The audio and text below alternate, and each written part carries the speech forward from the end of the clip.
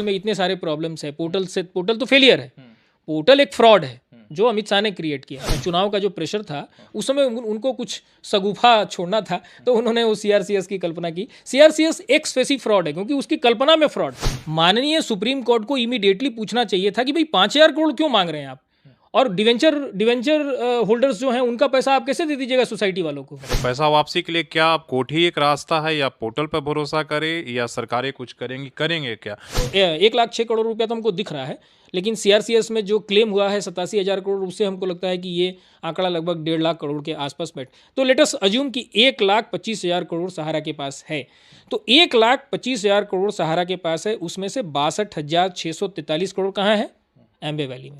भले उसमें फर्जीवाड़ा किया होगा, कमीशन खाए होंगे, बहुत सारे पैसे इनके जो डायरेक्टर्स हैं सुब्रत राय, उनके परिवार वाले, उनके जेब में गए होंगे, लेकिन अकाउंटिंग के हिसाब से 62,643 करोड़ रुपया कहाँ है? एम्बे वैली में। एम्बे वैली में तो कैश नहीं है, वो तो जमीन है ना, जमीन है और उस एसेट बना हुआ है, या उसमें कुछ कंस्ट्रक्शन हुआ होगा। तब 62,643 करोड़ रुपया अगर जमीन में है तो मिलेगा कैसे आप? तो पैसा कहाँ है? पैसा प्रॉपर्टीज़ में है। प्रॉपर्टीज़ अगर बिकेगी नहीं तो कैश आएगा नहीं हाथ में, कैश हाथ में आएगा नहीं तो सहारा ऑफिस से आपको पैसा मिलना नहीं है। कि सहारा के बैंक अकाउंट में और उसके हाथ में कैश नहीं है कि इनको उनके ऑफिस से पैसा मिल जाएगा, ये नामुमकिन है, नहीं मिलेगा। क्या देश भर में अभी भी कहा जा रहा है कि भाई इनके ऑफिसेस कई जगह खुले हैं, कई जगह इनके लोग जो है एक्टिव हैं, और अभी भी वो भरोसा दे रहे हैं कि भाई आप भरोसा बने रहे, पैसा आपको मिलेगा? सहारा के किसी अधिकारी के बात पर ध्यान न दें, वो लोग आपको गुमराह कर रहे हैं और टाइम टेकिंग कर रहे हैं और समय आपका बर्बाद कर रहे हैं, और आपसे और पैसे भी ले रहे हैं। ओपी श्रीवास्तव से लेके डाउन द लाइन, और ये जो सुब्रत राय है उसके परिवार वाले, सब के सब बड़े फ्रॉड हैं, शुरू से ही फ्रॉड थे। ये लेमान ब्रदर्स टाइप के तरीके से इन लोगों ने पैसा कमाया। देखिए, केंद्र सरकार चाहेगी तो पूरे पैसे दे देगी, लेकिन केंद्र सरकार देगी नहीं। केंद्र सरकार तो दलाली कर रही है सहारा के लोगों की। केंद्र सरकार को तो पैसे चाहिए, केंद्र सरकार के नहीं, केंद्र सरकार में जो लोग पॉलिटिशियन हैं उनको तो कमीशन में पैसे चाहिए, उनको अपना चुनाव लड़ना है, उनको अपनी पार्टी चलानी है, तो उनको तो कमीशन में पैसे चाहिए। सबसे पहला मेरा सवाल ये है कि लोगों का कहना है कि सर, जो लोगों का सवाल है कि सरकार ने जो पोर्टल लॉन्च किया था उसमें तमाम, हाँ, जो पोर्टल लॉन्च किया था, अमित शाह ने कहा था कि पैसा वापसी मिलेगा, लेकिन लोगों ने कहा, हम तमाम लोगों से हमने कई लोग बात किया और कमेंट में भी लोग कह रहे हैं कि वो पूरी तरीके से फेल है। उन्होंने अप्लाई किया, उसमें 500, किसी ने कहा 1,000, जैसा जैसा था, अपलोड करने में खर्चा भी आया, लेकिन ज़्यादातर रिजेक्ट कर दिया गया। कोई मतलब उसका रिस्पॉन्स नहीं रहा कि क्यों रिजेक्ट किया गया, क्यों, तो लोग काफ़ी परेशान हैं। तो फिर वैसे में कैसे इनको पैसा वापसी होगा? क्या कोर्ट ही एक रास्ता है? देखिए, पहली बात तो आप ये समझिए कि जो सीआरसीएस जो बना, जो 5,000 करोड़ ट्रांसफ़र हुआ, उसके बुनियाद में ही फ्रॉड था। क्योंकि जो अमित शाह हैं, मतलब जो गृह मंत्री हैं, वो जब राजनीतिक उनके जो कैंपेन चल रहे थे मध्य प्रदेश में, तो वहाँ सहारा के लोगों ने उनको पकड़ा और उनको कहा कि हमारे पैसे आप दिलवाइए।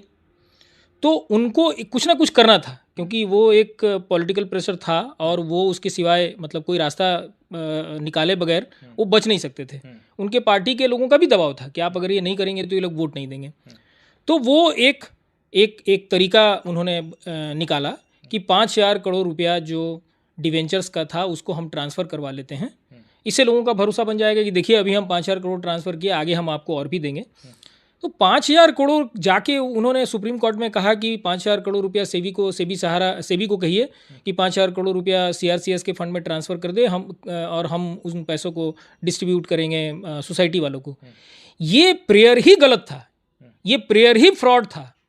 माननीय सुप्रीम कोर्ट को इमीडिएटली पूछना चाहिए था कि भाई 5,000 करोड़ क्यों मांग रहे हैं आप, और डिवेंचर होल्डर्स जो हैं उनका पैसा आप कैसे दे दीजिएगा सोसाइटी वालों को। अगर सुप्रीम कोर्ट ये सवाल पूछती, जैसे ही ये सवाल सुप्रीम कोर्ट पूछती, जो वहाँ उनके वकील थे उनको कहना पड़ता कि माय लॉर्ड, ये 25,781 करोड़ जो सहारा रियल एस्टेट और सहारा हाउसिंग का है, ये सारे पैसे अब ट्रांसफ़र हो गए हैं बुक एंट्री के द्वारा, ऑटो ट्रांसफ़र हो गए हैं सब सोसाइटी में, इसलिए ये सारे पैसे अब सोसाइटी वालों के हैं, क्योंकि जो डिवेंचर वाले हैं वो अब सोसाइटी वाले हो गए हैं, वो है ही नहीं डिवेंचर वाले। और उसके बाद फिर सेबी ने जो अभी लगाया है कि सब मिला के, इंटरेस्ट मिला के हमारा 62,000 करोड़ रुपया टोटल बनता है। मतलब मूलधन कितना था? 25,781 करोड़, और इंटरेस्ट उसमें ऐड करके अब वो मांग रहे हैं 62,000 करोड़। अगर सुप्रीम कोर्ट केवल इतना पूछ देती कि 5,000 करोड़ रुपया डिवेंचर्स वालों का पैसा आप कैसे दोगे सोसाइटी वालों को, तो इनको रिवील करना पड़ता है, इनको बताना पड़ता है सुप्रीम कोर्ट को, तब सेबी के सारे पैसे चले जाते। तो अब आप अंदाजा लगाइए कि 62,000 करोड़ रुपया अगर आज की तारीख में ट्रांसफर हो जाता सीआरसीएस को, तो कम से कम 50% जो लोगों का मूलधन है प्रिंसिपल, वो पेमेंट हो जाता। तब भले 500 करोड़ रुपया खर्चा हो गया लोगों को अपना अपलोड करने में सीआरसीएस के पोर्टल पर, लेकिन लोगों को दुख नहीं होता कि ठीक है 500 करोड़ रुपया लगा दिए सीआरसीआर के पोर्टल पर, सीआरसीएस के पोर्टल पर, हाँ, कागज अपलोड करने के लिए, लेकिन उम्मीद है कि 62,000 करोड़ में हमको भी कुछ मिल जाएगा। ये हुआ नहीं। इसके लिए हमने एक आईए लगाया। देखिए, सहारा के मैटर 2 बेंचेज में चल रहे हैं। एक बेंच है चीफ जस्टिस का, जिसमें मेरा पिटिशन है 147/2024 सुप्रीम कोर्ट में। दूसरा चल रहा है पिनाक पानी मोहंती का एक पीआईएल है, रिट है, सॉरी पीआईएल है, वो इनके पास है, क्या नाम है, बेंच नंबर 3 में। तो हमने उसमें एक पिटीशन लगाई, क्योंकि बेंच नंबर 3 के द्वारा ही 5,000 करोड़ रुपए दिए गए थे। और हमने अपने आईए में कहा है कि माय लॉर्ड, ये डिवेंचर होल्डर्स का पैसा चला गया सोसाइटी में, ये सरकार ने आके आपको कहा कि दे दीजिए, आपने दे दिया, आपने सवाल नहीं पूछा। लेकिन सरकार को ये मालूम है कि ये सारे के सारे पैसे, केवल 5,000 करोड़ नहीं, 25,761 करोड़ रुपया जो है, ये पूरा का पूरा केवल उसका 99.98% ये सारा पैसा ऑटो ट्रांसफर होकर चले गए चारों सोसाइटी में। ये सरकार को मालूम है, तो सरकार को मांगना चाहिए था पूरा पैसा, और आपको अलाउ करना चाहिए था पूरा पैसा।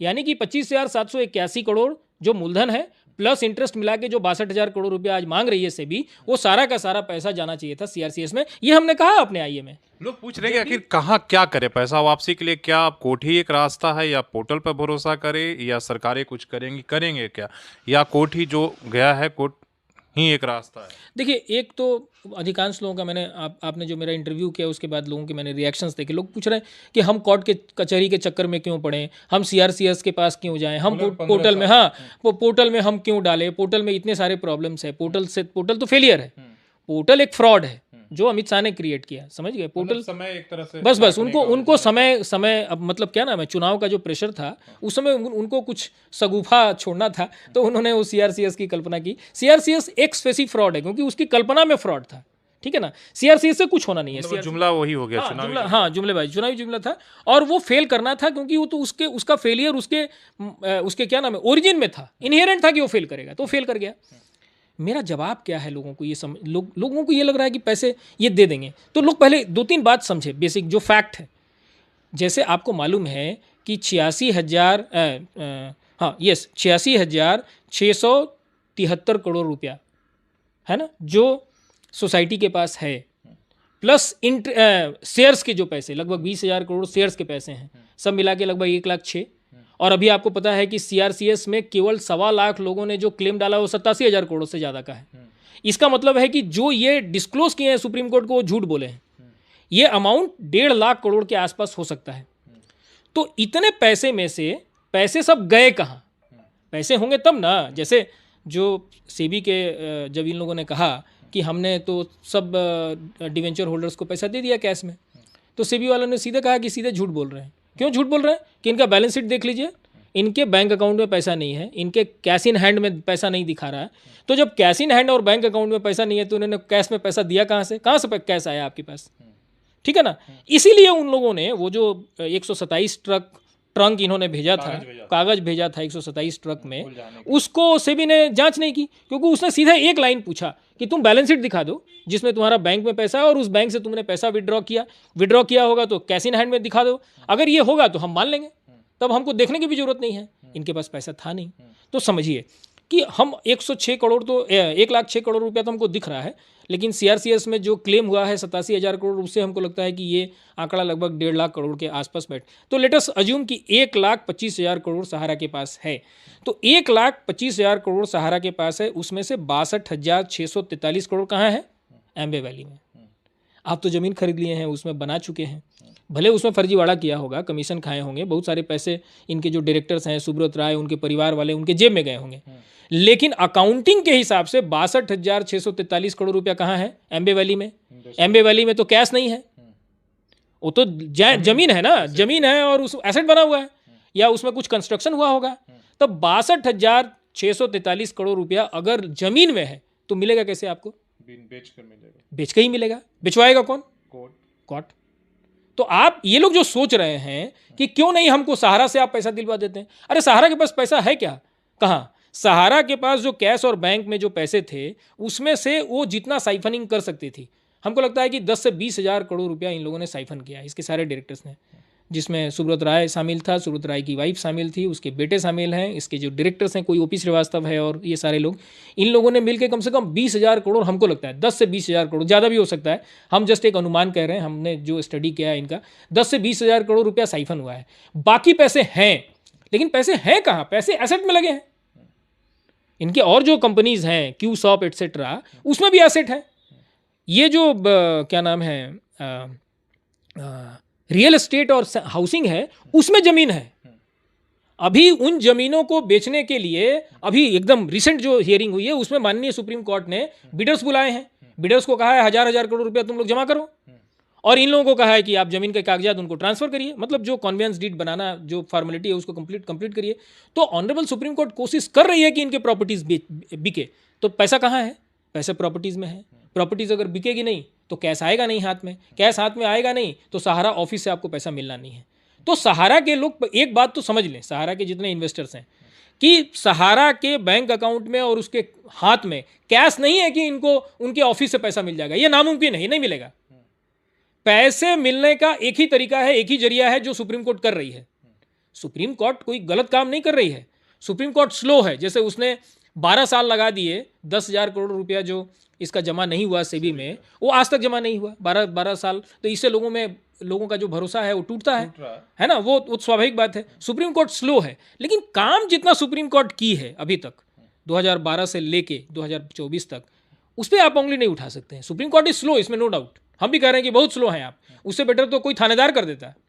थानेदार का जो तरीका है वो इनके 10-20 डायरेक्टर्स जो हैं उनको पकड़ के ले आता, 25-25 डंडे मारता और बहुत सारे पैसे बहुत सारे प्रॉपर्टीज बिकवा के बहुत सारे पैसे निकाल लेता, जो झारखंड गवर्नमेंट कर रही है अभी। एक सवाल ये है सर, अभी भी जैसे लोगों का कह रहा है कि भाई हमारा पैसा अगर सहारा के ब्रांचेस से मिले तो क्या देश भर में अभी भी कहा जा रहा है कि भाई इनके ऑफिसेस कई जगह खुले हैं, कई जगह इनके लोग जो है एक्टिव हैं, और अभी भी वो भरोसा दे रहे हैं कि भाई आप भरोसा बने रहे, पैसा आपको मिलेगा।